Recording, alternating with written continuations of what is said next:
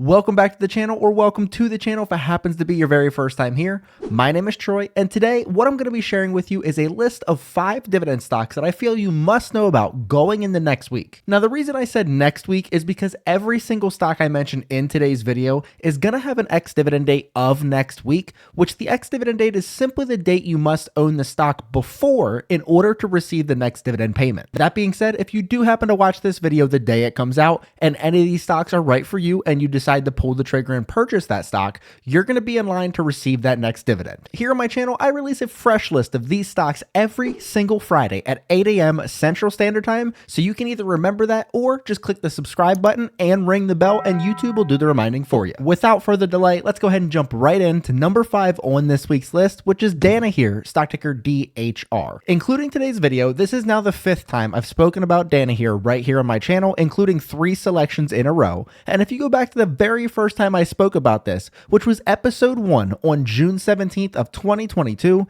DHR is underperforming by a pretty good margin since my first mention. So let's go ahead and see if this one's on the verge of a rebound with these numbers right here. DHR is a quarterly payer in the healthcare sector, paying $1.28 per share per year with a forward dividend yield of 0.61%.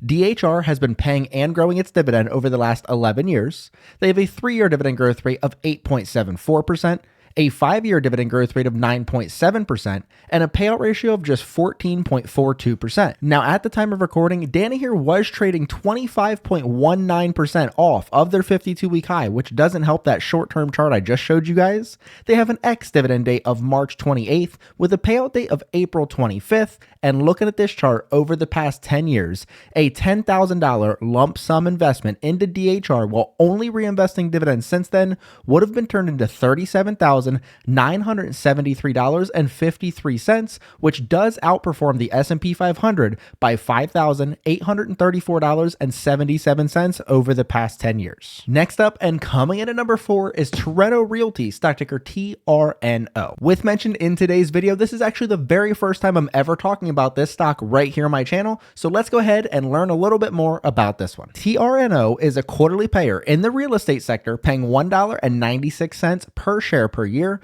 with a forward dividend yield of 2.95%. TRNO has been paying and growing its dividend over the last 15 years. They have a 3-year dividend growth rate of 12.8%. A 5-year dividend growth rate of 13.01%, and a payout ratio of 76.39%, keeping in mind that this is a REIT. Now, at the time of recording, Torrento Realty was trading 7.36% off of their 52-week high.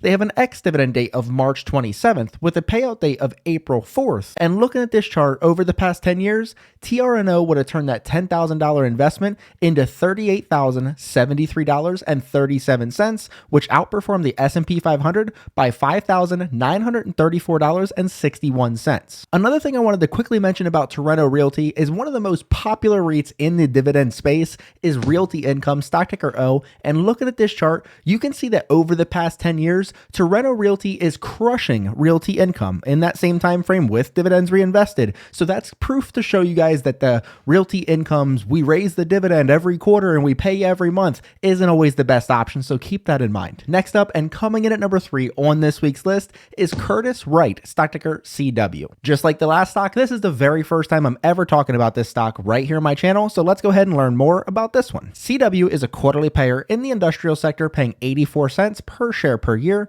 with a forward dividend yield of just 0.26%. CW has been paying and growing its dividend over the last 9 years, and while the dividend growth rates are lower than I like, I still wanted to share it with you. They have a 3-year dividend growth rate of 5.35%, a 5-year dividend growth rate of 4.7%, but good news is it is super sustainable because the payout ratio is sitting at just 6.31%. Now, at the time of recording, Curtiss-Wright was actually trading almost 18% off of their 52-week high.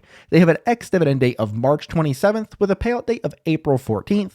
And looking at this chart, over the past 10 years, a $10,000 investment into Curtiss-Wright would have been turned into $46,909.90, which outperforms the S&P 500 in the same time frame by $14,771.14. With that being said, we're a little bit over halfway through this week's video, so you guys know if you you like it or not. If you haven't already, please tap that like button as it helps me continue to grow my channel. And if you guys really want to help me out, use the comment section down below to let me know what you guys think of the list, if you guys would move any of the stocks around on the list, if you own any of the stocks on the list, or you can just use it to say hi. But now let's get to number 2. Next up and coming in at number 2 on this week's list is Dick's Sporting Goods, stock ticker DKS. Including today's video, this is now the very first time I've ever talked about this stock right here on my channel, so let's go ahead and dive into the numbers behind this stock. DKS is a quarterly payer in the consumer discretionary sector, paying $4.85 per share per year with a forward dividend yield of 2.49%. DKS has been paying and growing its dividend over the last 11 years, and brace yourself for this one.